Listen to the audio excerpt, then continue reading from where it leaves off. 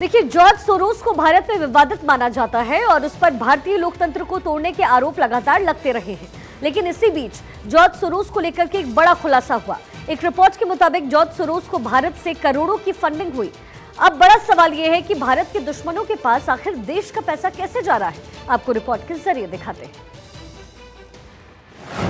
भारत के दुश्मनों के पास कैसे जा रहा देश का पैसा। UNDEF को देश का चंदा, बढ़ रहा सोरोस का धंधा। देश से नफरत का बाजार, सोरोस की दुकान तैयार। भारत के लोगों की गाढ़ी कमाई का पैसा देश के दुश्मनों के पास जा रहा है। 140 करोड़ लोगों की खून पसीने की कमाई का हिस्सा देश विरोधी ताकतें डकार रही है। और ये हम नहीं कह रहे। दरअसल अरबपति कारोबारी जॉर्ज सोरोस को लेकर एक बड़ा खुलासा देश के एक बड़े अखबार ने किया, जो हैरान करने वाला है। हालिया जानकारी के मुताबिक जॉर्ज सोरोस के संगठनों को भारत से भी फंडिंग मिलती है, वो भी बीते कई सालों से। जाहिर है कि सोरोस का संगठन भारत में निगरानी सूची में है, लेकिन इसके बावजूद भारतीय चंदा उनके संगठन तक लगातार पहुंच रहा है। हालांकि सोरोस अपने विवादित बयानों के लिए जाने जाते हैं। आइए सबसे पहले जानते हैं जॉर्ज सोरोस है कौन। 92 साल का अरबपति, जन्म यहूदी परिवार में हुआ। नाजियों की वजह से अपने देश हंगरी को छोड़ा। 1947 में लंदन पहुंचा, जहां फिलॉसफी की पढ़ाई की। फाइनेंस की दुनिया का बड़ा नाम। 1966 में पहले हेज फंड की स्थापना की। हेज फंड एक निजी रूप से जमा किया गया निवेश फंड है।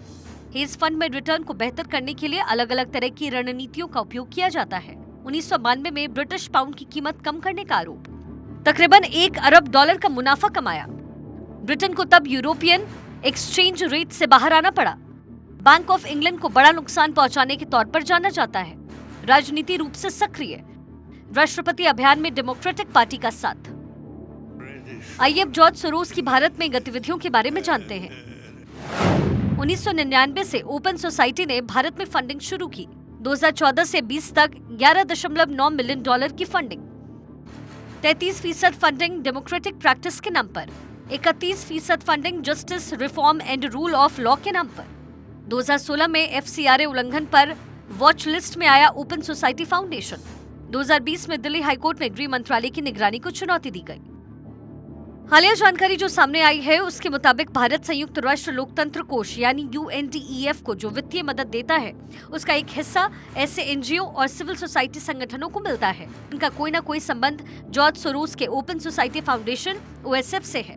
वो भी तब जब 2016 के OSF केंद्रीय गृह मंत्रालय की वॉच लिस्ट में है।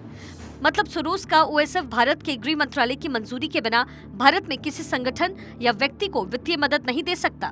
लेकिन ऐसी खबर है कि भारत की वित्तीय मदद इनडायरेक्ट रूप से सोरोस तक बराबर पहुंच रही है। UNDEF गैर सरकारी संगठनों के जरिए लोकतंत्र को बढ़ावा देने का काम करता है। इस संगठन को भारत तकरीबन 262 करोड़ रुपए का चंदा दे चुका है।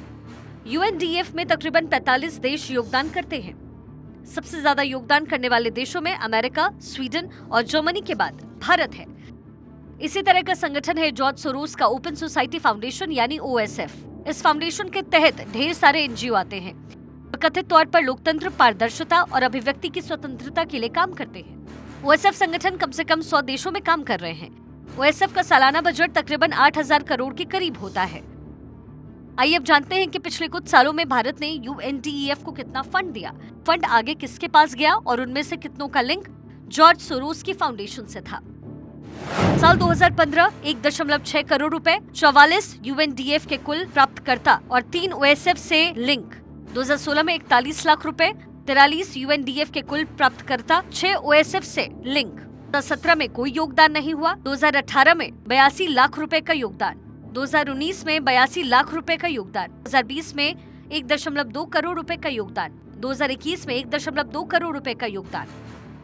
भारत में जॉर्ज सोरोस की पहचान PM मोदी के आलोचक की रही है। इसके बावजूद भारत का करोड़ों रुपया किसी न किसी तरीके से जॉर्ज सोरोस के पास पहुंचता है और भारत का करोड़ों रुपया जॉर्ज सोरोस डकार चुका है। लेकिन ऐसे में बड़ा सवाल ये कि जॉर्ज सोरोस के पास जो भारत का करोड़ों रुपया पहुंचा, उसका जिम्मेदार कौन है। अगर इसका सीधा माध्यम सिर्फ UNDEF है, तो क्या भारत को UNDEF को चंदा देना बंद कर देना चाहिए।